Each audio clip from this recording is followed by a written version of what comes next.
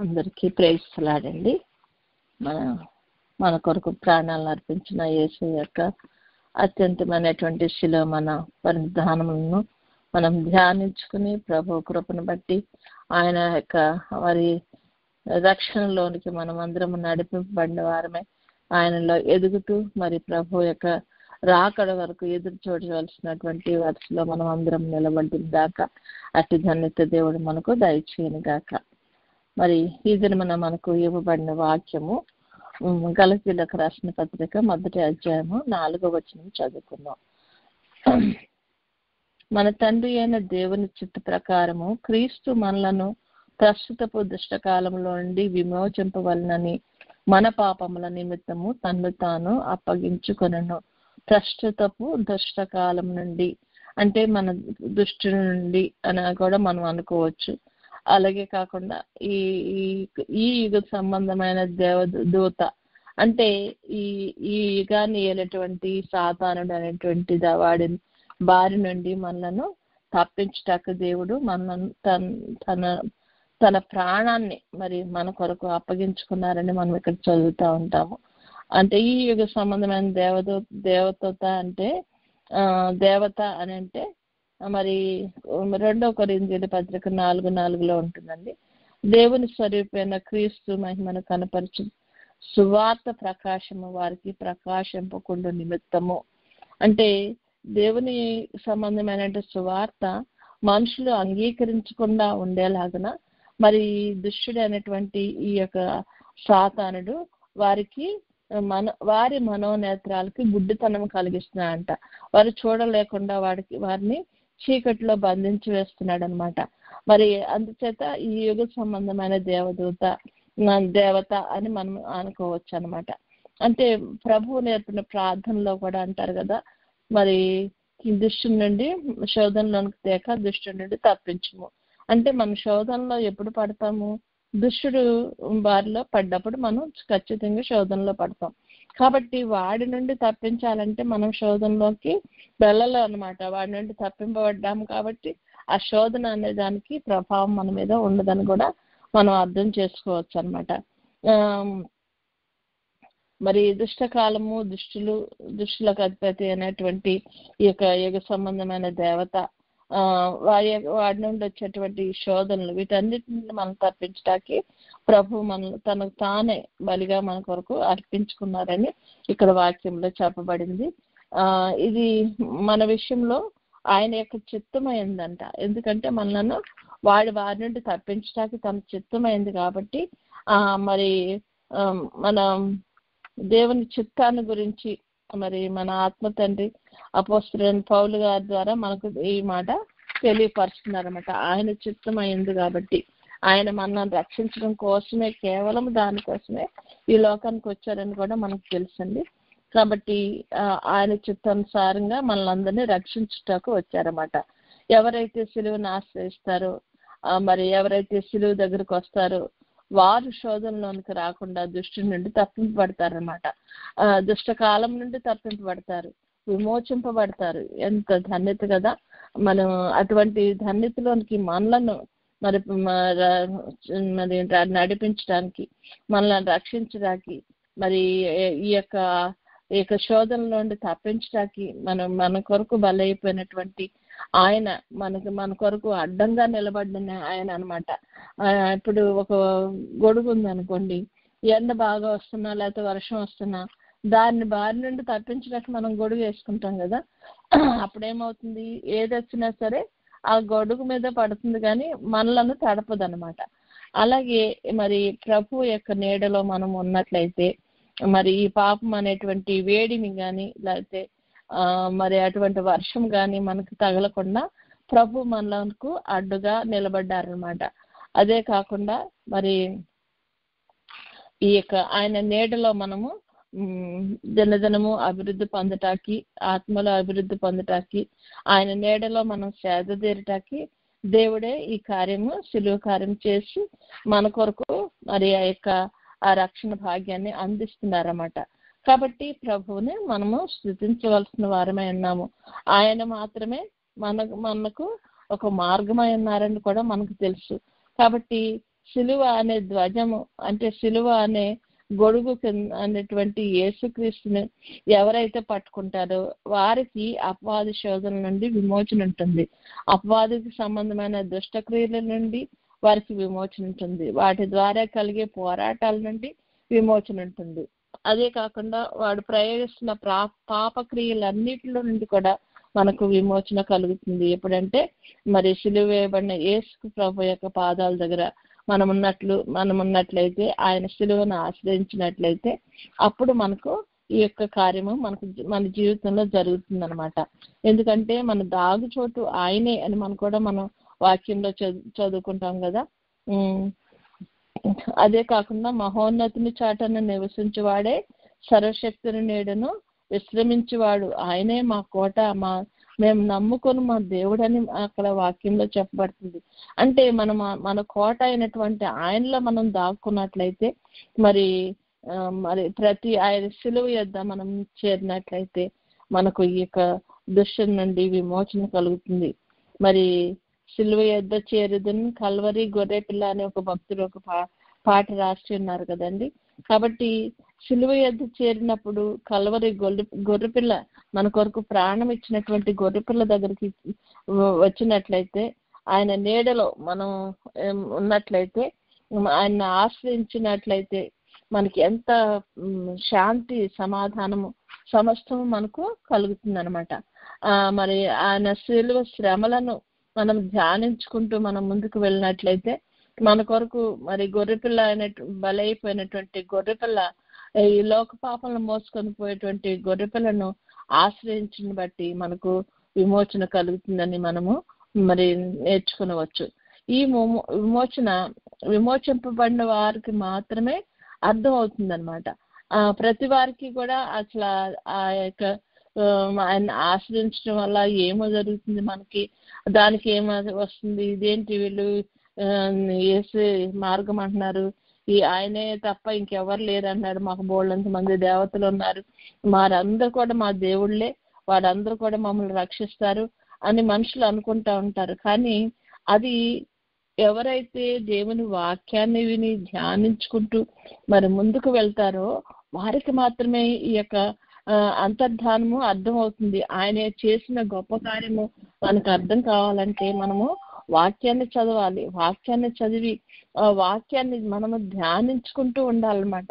మరి అటువంటి పరిస్థితి మాత్రం మనం చెప్పినప్పుడు మాత్రమే ఆ యొక్క మరి బానిసత్వంలో ఉన్నటువంటి పాప బానిసత్వంలో ఉన్న వారికి మరి ఈ ఆనందము అర్థం అవుతుంది అనమాట. దాసులుగా ఉన్న వారికి, బంధింపబడిన వారికి మరి విమోచన అనే సంతోషము అసలు అర్థమే కాదు. వారందరికీ అది దూరంగానే ఉంటుంది. ఎందుకంటే వారు కోరుకోరు కాబట్టి, వారికి అసలు దాన్ని నమ్మరు కాబట్టి ఆ విడుదల సంపూర్ణంగా మరి వారికి అర్థం కాదు. కాబట్టి మరి అర్థమైన వారు మాత్రమే దాని యొక్క విలువను గ్రహించగలుగుతారన్నమాట.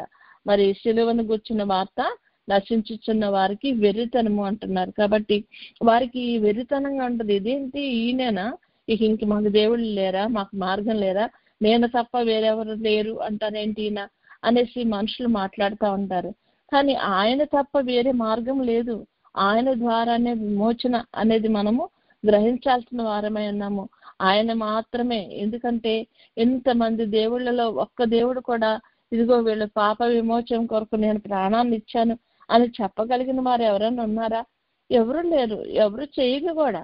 అలా చేసిన వాళ్ళు ఎవరూ లేరు. కానీ వాళ్ళు మాత్రం అదే గొప్ప కాదు అన్నట్లుగా మరి నరులు వారి ఆలోచన నుండి మరి అట్లా ఉంటారన్నమాట. మానవుడు అనేది పుట్టుకతోనే పాపానికి బందీ అయిపోయాడు. నరుల ఆలోచనలు కూడా వారి పుట్టుక నుండి కూడా చెడ్డవని మన వాక్యంలో రాయబడింది కదా. ప్రభువుని అంగీకరించి వారికి మాత్రమే ఈ పాప బంధాల నుండి విమోచన అనేది కలుగుతుంది అనమాట. మరి తల్లిదండ్రుల ద్వారా రక్షణ అనేది మనకు ప్రాప్తించదు. లేకపోతే తల్లిదండ్రులకు మరి కుమారుడు వారి బిడ్డల ద్వారా వారికి విమోచన అంతకంటే ఉండదు. కానీ కుమారుడు మరి మన కుమారుని బట్టి మనకు విమోచన అంటే ఆ కుమారుడు ఎవరో కాదు, యేసుక్రీస్తు మాత్రమే అనేది మనము గ్రహించవలసిన వారమై ఉన్నాము. ఆయన ద్వారానే మనకు మోక్ష ప్రాప్తి జరుగుతుంది. ఎవరికి వారి దీనస్థితిని గ్రహించి వారు చేసిన తప్పిదాలను మరి గ్రహించి ప్రభు యొక్క సిలువను ఆశ్రయిస్తారో, ఆయన బలియాగాన్ని ఆశ్రయిస్తారో, ఆయన చేసిన రక్షణ కార్యాన్ని స్వీకరిస్తారో, మరి ఆయనను స్వరక్షకుడుగా అంగీకరిస్తారో వారు మాత్రమే విమోచింపబడతారు. అందుకే యేసుక్రీస్తు తప్ప వేరొక మార్గము లేదు. నేనే మార్గమును సత్యమును జీవమును ఉన్నాను, నా ద్వారానే తండ్రి యొద్దకు మీరు వస్తారు అని కూడా ప్రభు చెప్తున్నారు కదండి. అలాగే మనము ప్రభువును అంగీకరిస్తేనే ఆ వాక్యములో మనం ఖచ్చితంగా మనము ఉండగలుగుతాం అన్నమాట. ఆ వాక్య యొక్క దాన్ని మనము అర్థం చేసుకోగలుగుతాం అన్నమాట. ఇది అనేకులకు మరి అది అర్థం కాని విషయము. వారికి అసలు ఇది రుచించట్లేదు. మనం దేవుడే యేసయ్యే మనకు రక్షకుడు అని చెప్తున్నప్పుడు అన్ని జనులకి ఎంతో కోపం వస్తుంది. మరి చూడు, ఆయన భక్తులైన వారిని మరి రాళ్లతో కొట్టి మరి చంపేస్తున్నారు. చాలా భయంకరంగా మరి క్రైస్తత్వం గురించి జరుగుతుంది ఇండియాలో. ఇప్పుడు మనకి మరి మొన్న ఈ మధ్య పాస్టర్ గారు ఒక ఆయన్ని చంపేశారు కదా. అంటే దేవుడి గురించి మనం చెప్తున్న సత్యాన్ని వారు అంగీకరించలేకపోతున్నారు అనమాట. వాళ్ళకి చాలా కష్టంగా ఉంది. నేనే మార్గాన్ని అంటాడేంటి, నేను కూడా ఒక మార్గాన్ని అనొచ్చు కదా, మా దేవుళ్ళందరూ మార్గాలే కదా, మరి ఈయన కూడా ఒక మార్గం అని చెప్పొచ్చు కదా అని వాళ్ళందరూ అభ్యంత పడుతున్నారు అనమాట. కానీ ప్రభు వాక్యం మనం చదివినప్పుడు, దాన్ని ధ్యానించినప్పుడు, దాని స్వారాన్ని మనం గ్రహించినప్పుడు మన నిమిత్తమే ప్రభు మరణించారని, ఆయన తప్ప మరి వేరొక దేవుడు లేడని మనము గ్రహించగలుగుతాము. మన పాపాల కొరకు మరణించిన ఈయన మాత్రమే మాకు దేవుడు.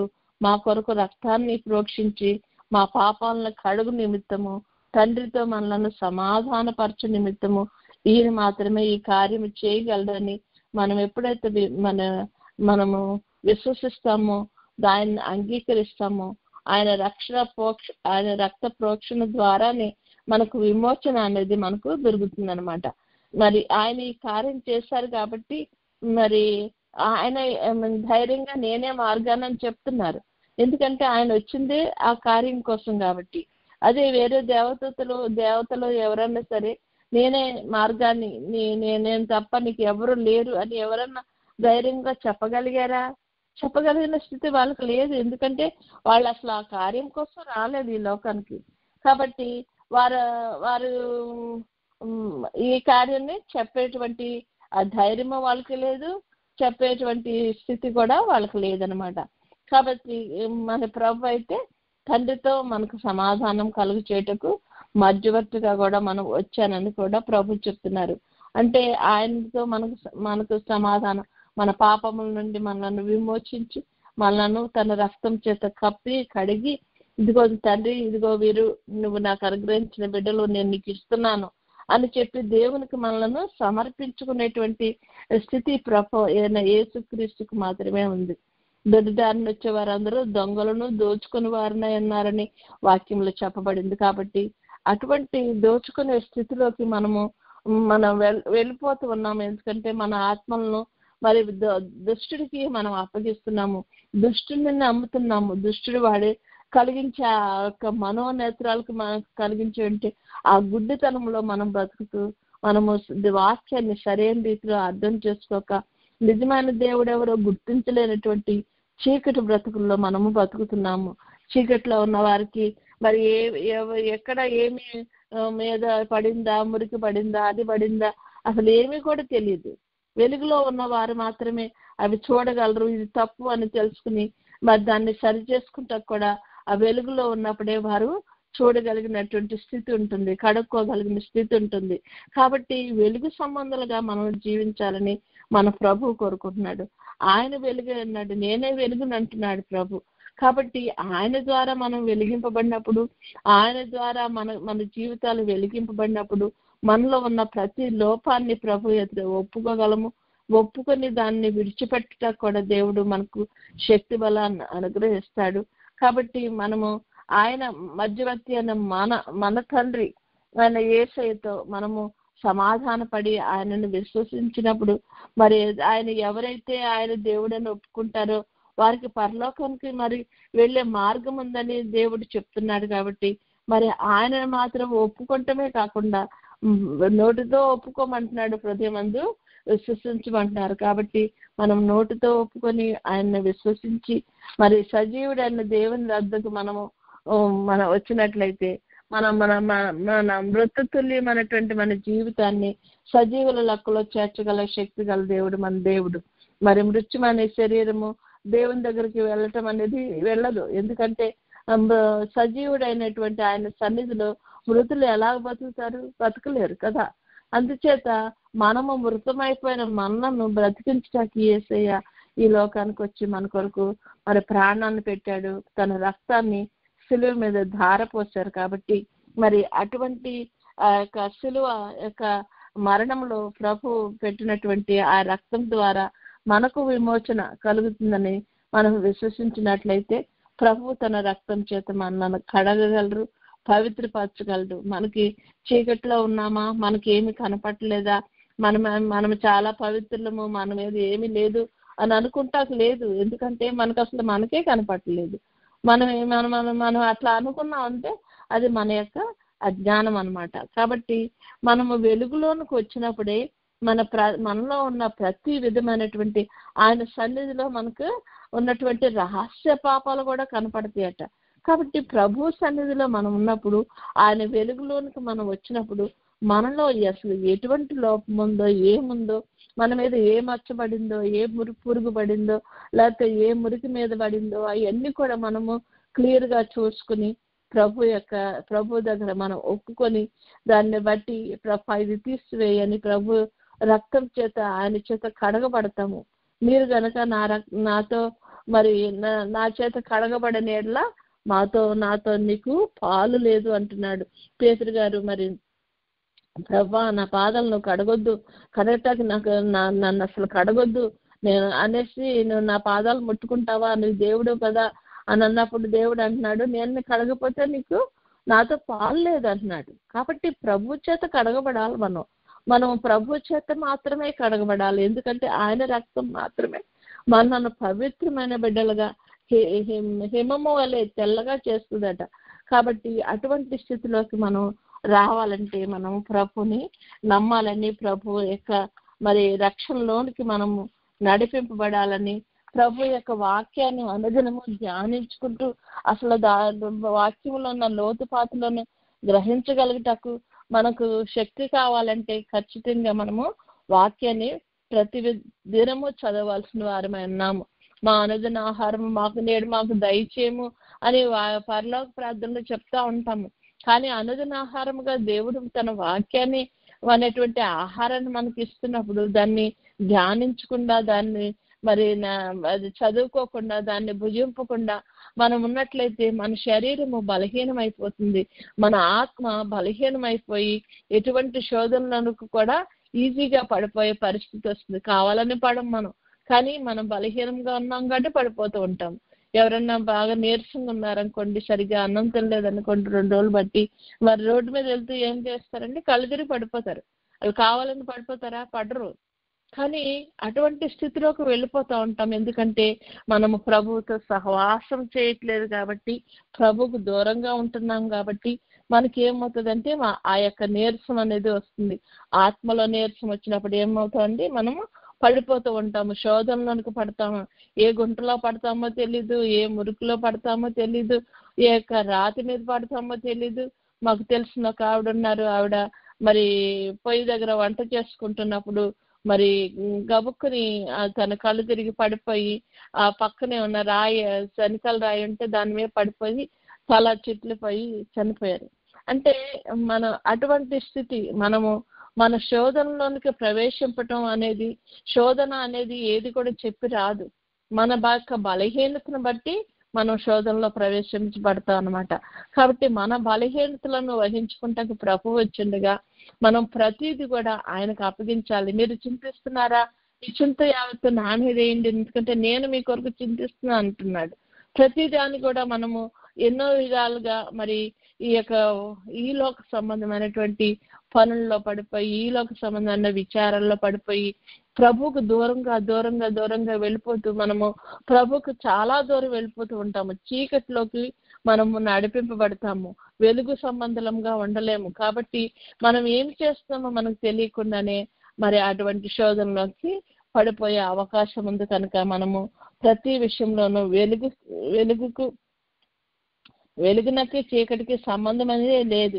కాబట్టి మనము చీకటి సంబంధంగా కాకుండా వెలుగు సంబంధంగా ఉండాలంటే, వెలుగులో మనం నివసింపాలంటే, వెలుగును మనం సంతరించుకుంటేనే వెలుగులో ఉండగలం అన్నమాట.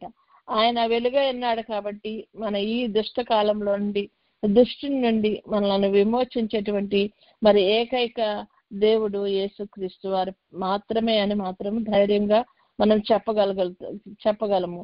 ఎందుకంటే దుష్టులు ఎటువంటి ఇప్పుడున్న మన కాలము దుష్టకాలము అని కూడా మనం చెప్పుకోవచ్చండి. ఎందుకంటే ఈ దినాల్లో మరి చెడుగు చాలా ఎక్కువ అవుతా ఉందన్నమాట. మరి దుష్టులు అనేవారు చాలా చెలరేగిపోతున్నారు. దుష్ట క్రియలు చాలా విస్తరిస్తూ ఉన్నాయి. అదే కాకుండా ప్రజలలో ప్రేమ చల్లారిపోతా ఉంది. మరి అలాగే కుటుంబాల్లో ఐక్యత మరి లోపిస్తూ ఉంది. మరి అక్రమము విస్తరించే చేత అనేకుల్లో ప్రేమ చల్లారనని వాక్యంలో చెప్పబడి ఉంది. కాబట్టి మనం ఈ కాలం బట్టి మనల్ని మనం పరీక్షించుకుని మనము ఈ కాలాల్లో మనం ఎట్లా ఉండాలి, ఎక్కడ ఉండాలి, ఏ విధంగా మనం ఉండాలి అనేది మనము ఆలోచించవలసిన వారమై ఉన్నాం. కనుక ప్రతి విషయంలో కూడా మనల్ని మనం పరీక్షించుకుంటూ మరి ప్రభు యొక్క కుమారుడు యేసుక్రీస్తు వారిని మరి మన రక్షకుడిగా అంగీకరించడమే కాకుండా ప్రభువుతో సహవాసం చేస్తూ మరి ప్రతి విషయంలో కూడా ఆయనకి ఇష్టమైన రీతిలో మనం ఉండాలని కూడా మనము ఆలోచించవలసిన వారమై ఉన్నామండి. ప్రతి విషయంలో కూడా ఆయనకు ఇష్టమైన రీతిలో మనం నడుస్తున్నామా లేదా, ఆయన వల్లే మనం ఉంటున్నామా లేదా, ఆయన రూపంలోకి మనం మారుతున్నామా లేదా, మనం ఇవన్నీ కూడా మనం ఆలోచించవలసిన వారమై ఉన్నాము. ఎందుకంటే మనల్ని మోసం చేయటానికి మరి ఎవరైనా సరే మనల్ని తృణీకరించటానికి మనము అవకాశం ఇవ్వకూడదు. అట్లా అవకాశం ఇవ్వకుండా ఉండాలంటే మనము మెలకువ కలిగి ఉండాలి. ఆ మెలకువ ప్రభువుని బట్టి మాత్రమే మనకు వస్తుంది. అది కూడా మనం వెలుగులో ఉన్నప్పుడే మనకు వస్తుంది. అది కూడా ఇవన్నీ కూడా ఒకదానికొకటి సంబంధం. మన వెలుగు సంబంధంగా ఉండాలి, మెలకువ కలిగి ఉండాలి. ప్రతి విషయం అనే శోధనను జయించడానికి శక్తి గలవారం అవ్వాలా. ఇవన్నీ కావాలంటే మనము ఆ యొక్క ఆర్మర్ మనం ధరించుకోవాల్సిన వారమై ఉన్నాం. కనుక ప్రతి విషయంలోనూ మన ప్రార్థనతోనూ విజ్ఞాపనలతోనూ ప్రభు సన్నిధిలో ఉన్నటువంటి ప్రభు యొక్క సహవాసంలోనూ మనం నడుచుకుంటూ మనము ఇతరులు మరి మనం చూచినప్పుడు మరి ఇదిగో వీరు క్రీస్తు బిడ్డలు అని చెప్పే విధంగా మన ప్రవర్తన కానీ మన క్రియలు కానీ మరి ప్రతి విషయంలో కూడా మనల్ని మనం సరి చేసుకుంటూ ముందుకు వెళ్ళేటువంటి మరి పరిస్థితి ఈ దినాల్లో ఉంది. కాబట్టి మనం ప్రతి విషయంలో మెలకువగా ఉండాలి. ఎందుకంటే ఏ నిమిషంలో ఎప్పుడు ఏదొచ్చి మన మీద పడుతుందో తెలియదు. ఏ నిమిషంలో దేనిని బట్టి మనం బలహీనం అవుతున్నామో తెలియదు.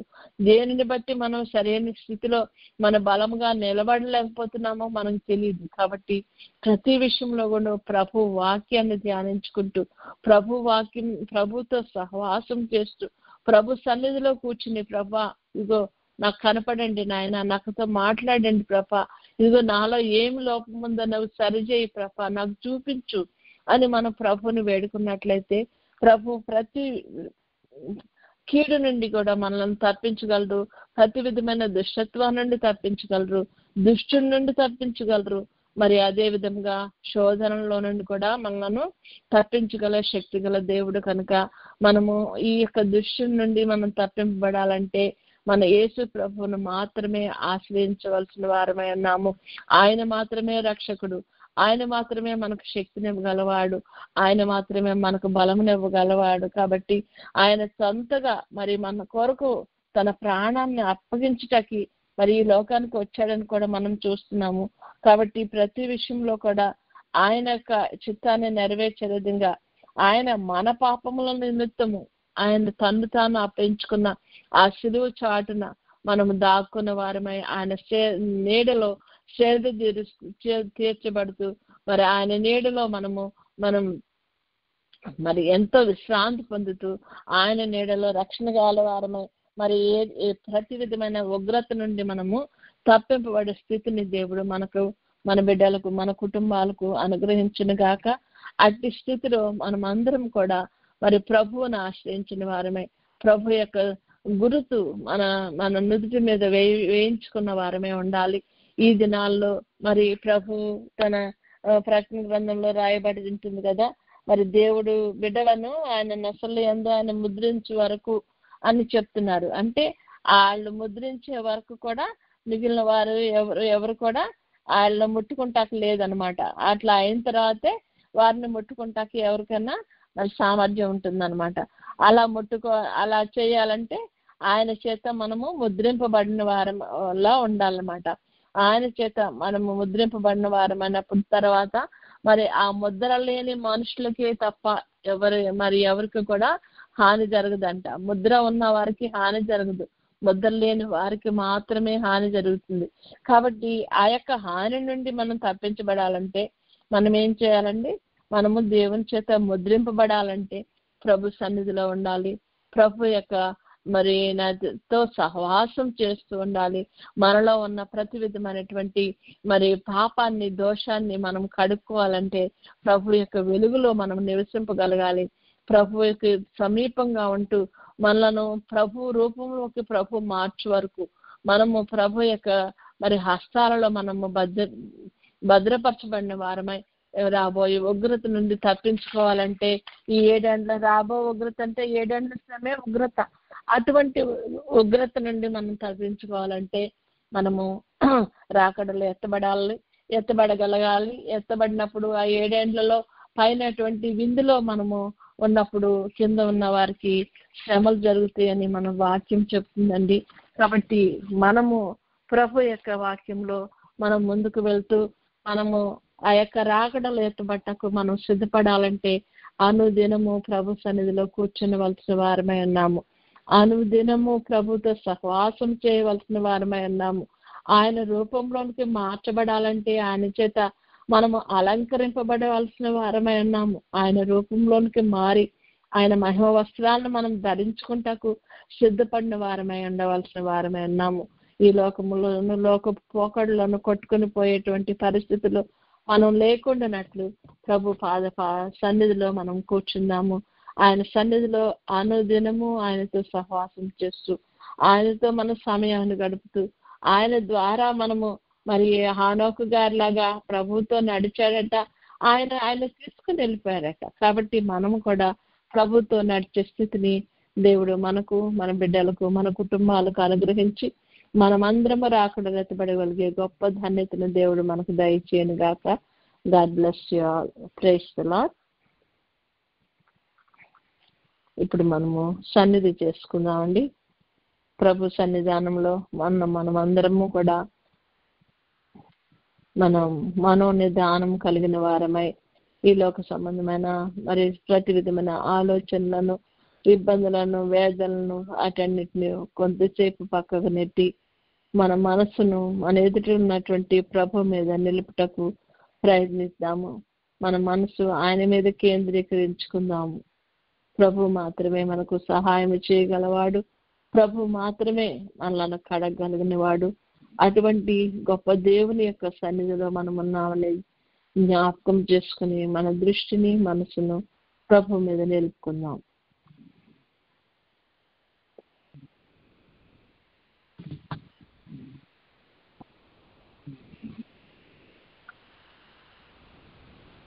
ప్రభు సన్నిధానంలో ఉన్న మనము, ఆయన వెలుగులో ఉన్న మనము మన పాపములను మనము ఒప్పుకుందాము. పాప క్షమాపణ ఆయన ద్వారానే పాపములను క్షమించటకు మనిషి కుమారునికి మాత్రమే అధికారం ఉందని వాక్యంలో చెప్పబడిన రీతిగా మనము ప్రభు సన్నిధిలో ఉన్న మనము మన రహస్య పాపముల సహితము ఆయన సన్నిధిలో కనపడితే అని వాక్యం చెప్పిన రీతిగా మనలో ఉన్న ప్రతి పాపమును కడుక్కొంటకు వెలుగుమయమైనటువంటి ప్రభు సన్నిధిలోనికి మనం వచ్చిన మనము ప్రభు సన్నిధిలో మన పాపములను మనం ఒప్పుకుందాము. మనం పుట్టుకతోనే పాపలమై ఉన్నాము. మన ప్రతి ఆలోచన పాప సంబంధమైనదే ఉన్నది. ప్రతి విషయంలోనూ ప్రతి తలంపులోనూ మనం పాపం చేస్తూనే ఉన్నాము. కంటితో పాపము, చెవితో పాపము, మరి వినరాని మాటలు వినటం కూడా ఒక పాపమైనది. కనుక ఎవరన్నా చెప్పుడు మాటలు చెప్పినప్పుడు దాన్ని విని దాని యందు ఆనందిస్తున్నప్పుడు అది పాపం అని కూడా అది వాక్యం చెప్పబడింది. కనుక మనం ప్రతి విషయంలోనూ మనము కడుగుకుందాము. ప్రభు సన్నిధిలో ఆయన రక్తం చేత కడుగుబడదాం.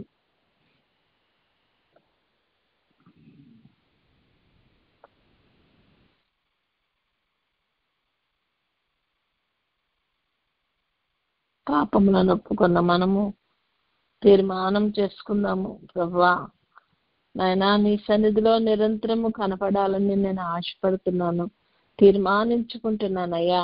నీ చేత కడగబడాలని తీర్మానించుకుంటున్నానయ్యా. నాయనా, నీతో పాటు 7 ఏండ్ల పెండ్లి విందులో పాల్గొనాలని నాయనా నేను తీర్మానించుకుంటున్నాను. కనుక దానికి తగిన క్రియలు నేను చేయగలుగుటకు నాయనా నీ సహాయం నాకు దయచేయండి. నాయనా ప్రభా, నా తీర్మానంలో నేను స్థిరముగా నిలబడగలిగే గొప్ప కృపను తరుణాన్ని మాకు దయచేయండి ప్రభా అని ప్రభుని వేడుకుందాం.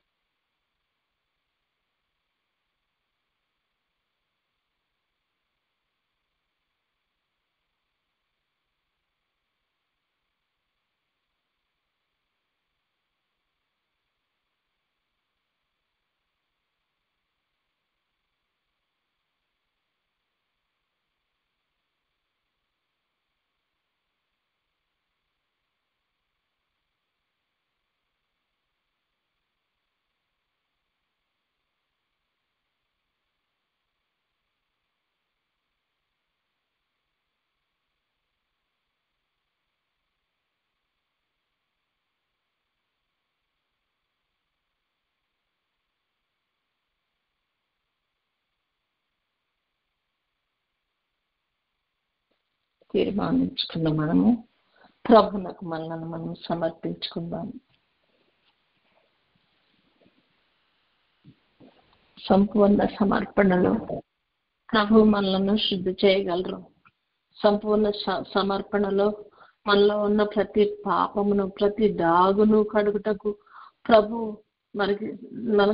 మనం ప్రభువునకు సమయం ఇస్తున్నామని మనం గ్రహించుకొని మనము సంపూర్ణంగా ఆయనకు సమర్పించుకొని ఆయన మనల్ని సరిచేయించినప్పుడు ప్రభువుకు విధేయులమై ప్రభు చిత్తానికి విధేయులమై మనము ముందుకు వెళ్దాము.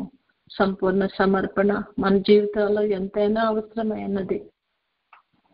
ప్రభా, ఇది మాత్రమే శుభ్రం చేయాలి, వద్దులే, అది నాకు కొంచెం, అది నాకు చాలా ఇష్టంగా ఉంది అని మనం చెప్పుకున్నట్లయితే మనము అవిధేయులం అవుతాము. చిన్న డిజోబీడియన్స్ ఒక్కటే ఉన్నప్పటికీ అంతా కూడా డిజోబీడియంటే వస్తుంది. అన్ని ఆజ్ఞలు ఫాలో అయ్యి ఒక్క ఆజ్ఞ తప్పిపోతే మనము ఆజ్ఞాతిక్రమం చేసినట్లే కదా. అదేవిధంగా ప్రభుకి విధేయులం అవుటకు మరి ప్రభు చేత కడగబట్టకు ప్రభునకు మనము సమర్పించుకుందాం.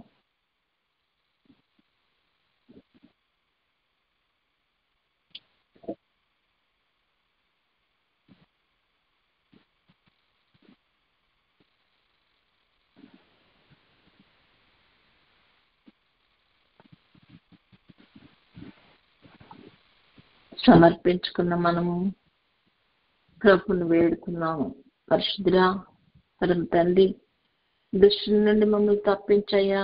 దృష్టి నుండి నీవు తప్పించగలిగిన వాడివి నీవు ఒక్కడివే ప్రభా.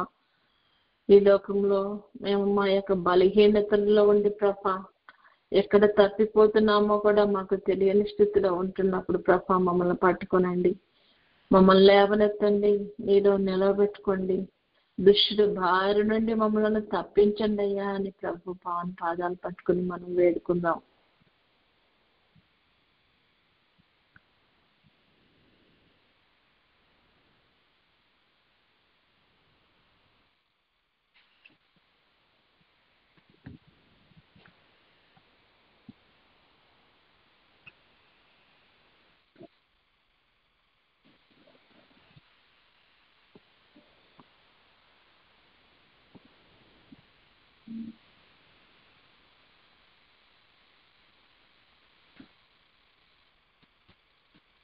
ఈ దుష్ట కాలంలో నుండి ప్రభా అనేకుల్లో ప్రేమ చల్లారే దినాల్లో మేము ఉంటున్నామయ్యా.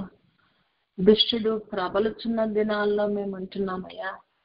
దుష్టత్వానికి ప్రభా మితి లేని స్థితిలో ఉన్నటువంటి స్థితిలో మేము ఉంటున్నామయ్యా. క్రమం లేని జీవితం మనుషులు జీవించుచున్న ఆ కాలంలో ప్రభా మేము వచ్చున్నాం నాయన. ఆయన నీవు తప్ప మమ్మలను ఈ దుష్టు నుండి తప్పించగలవారు ఎవరూ లేరు కనుక నా ప్రభా నాయన మా ఎడలను కృపను కనపరచండి. నీ దీవెని దయచేయండి నాయన. నాయన నీ కృప చేతనే మేము బతుకుతాము తండ్రి. నాయన నీ కృప చేతనే మా జీవితాల్లో ఏదైనా సరే మంచి జరుగుతుంది ప్రభా. కనుక నాయన దుష్టు నుండి మమ్మల్ని తప్పించయ్యా. దుష్ట కార్యాల నుండి మమ్మల్ని తప్పించయ్యా. దుష్టుని యొక్క మరి ఆ యొక్క మరి ఆ గుడ్డితనము వాడు కలుగు చేసేటువంటి ఆ యొక్క మనోనేత్రాలకు వాడు కలుగు చేసే ఆ గుడ్డితనాన్ని నుండి మాకు చూపుని ప్రసాదించి తండ్రి నాయన చూడగలిగిన స్థితిని మాకు దయచేయండి. నిన్ను చూడగలిగిన స్థితిని మాకు దయచేయండి ప్రభా. మాకు కనపడే దేవా, మాకు మాట్లాడే దేవా, నువ్వు సజీవుడవు తండ్రి నాయన. అందరిలాగా మరి ఒక దేవుడు కాదు ప్రభా నా తండ్రి. నీవు మాత్రమే దేవుడు నన్ను సెలవిచ్చావు ప్రభా. ఈ దేవుడన్న యెహోవాను నేను తప్ప వేరొక దేవుడు నీకు ఉండకూడదు అని సెలవిచ్చిన దేవాది దేవా, ఆ సత్యాన్ని గ్రహించగలిగిన స్థితిని మా హృదయాలకు నేర్పండి తండ్రి. నిన్ను మాత్రమే మేము పూజించుకోగలిగిన కృప దయచేయండి తండ్రి. ఈ లోకాన్ని, లోకంలో ఉన్న వస్తువులను, వెండి బంగారాలను, వస్త్రాలను, మరి మనుషులను మేము ఎంతగానో ప్రేమించుకుని నా ప్రభ వారిని నీ స్థానంలో ఉంచుతున్నాం మేము నాయన. మమ్మల్ని క్షమించి ప్రభా ఈ యొక్క దుష్టకాలం నుండి మమ్మల్ని తప్పించు నాయన. దుష్టుడి నుండి మమ్మల్ని తప్పించు ప్రభా అని ప్రభు పాదాలు పట్టుకుని వేడుకున్నాం.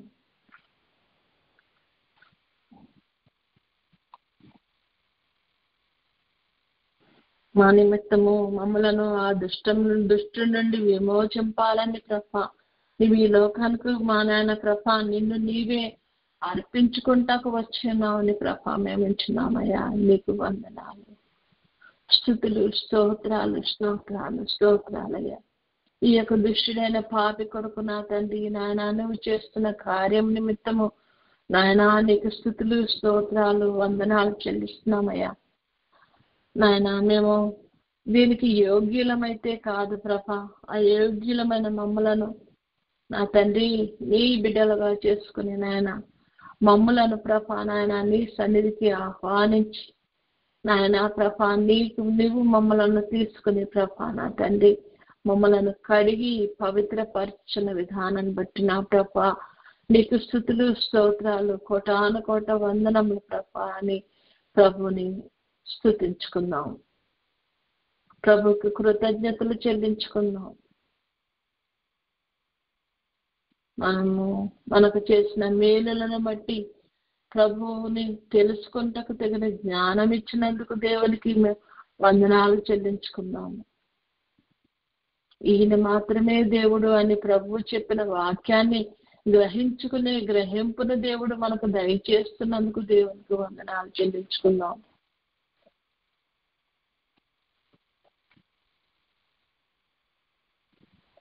దుష్టుల మార్గంలో నడవక పాపల మార్గమున నిలువక అని సెలవిచ్చిన తండ్రి, అక్కడ ఉండవద్దని మాకు సెలవిచ్చిన తండ్రి నాయన మాకు ముందుగానే ప్రభా నాయన మా కొరకు నా తండ్రి నీ వాక్కును పంపిన తండ్రి నీకు స్తుతులు, స్తోత్రాలయ్యా. వాక్కును పంపి మమ్మలను బాగు చేయుచున్న తండ్రి నీకు వందనాలయ్యా. అనుదినము నీ గ్రంథాన్ని చదువుకుంటున్నా ప్రభా నీ మార్గాలను అనుసరించి నడుచుకోవాలని ప్రభా మాకు బోధించిన తండ్రి నీకు స్తుతులు, స్తోత్రాలయ్యా. నీ వాక్యములో ఉన్న బలము మేము గ్రహించాలంటే దాన్ని ధ్యానించమని సెలవిచ్చిన తండ్రి నీ వాక్యమునందు దివారాత్రము ధ్యానించుచు నా తండ్రి ఆకు వాడక మా కాలాలందు ఫలమిచ్చి చెట్ల వల్ల మేము ఉండగలుగుతాం నాయన. నీ కృపను కనికరాన్ని మాకు అనుగ్రహించదండి. మా ఎడల నీ కృపను కనపరచయ్యా. మా ఎడల నీ దీవెన కనపరచరాజా. నీకు స్తోత్రములు స్తోత్రములు స్తోత్రములయ్యా. నాయన మాకు యేసయ్య మినిస్ట్రీస్ అనుగ్రహించిన తండ్రి నీకు వందనాలయ్యా. మినిస్ట్రీస్ లో ప్రతి దినము మా గడపల యొద్దకు వాక్యాన్ని పంపుచున్న తండ్రి నీకు వందనాలయ్యా. నీతో సహవాసం చేసుకుంటకు మాకు ఒక దినాన్ని నిర్ణయించిన తండ్రి నాయనా నీకు వందనాలు, స్తుతులు, స్తోత్రాలయ్యా.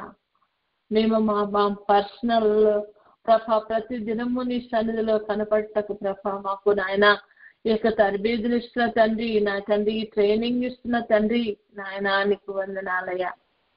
ఆపదినమున నీ యొద్దకు మాత్రమే, మా దాగు చోటైన నీ దగ్గరకు మాత్రమే మమ్మల్ని రావాలని మాకు వాక్యం చేత హెచ్చరించిన తండ్రి నీకు స్తుతులు, స్తోత్రాలు, స్తోత్రాలయ్యా.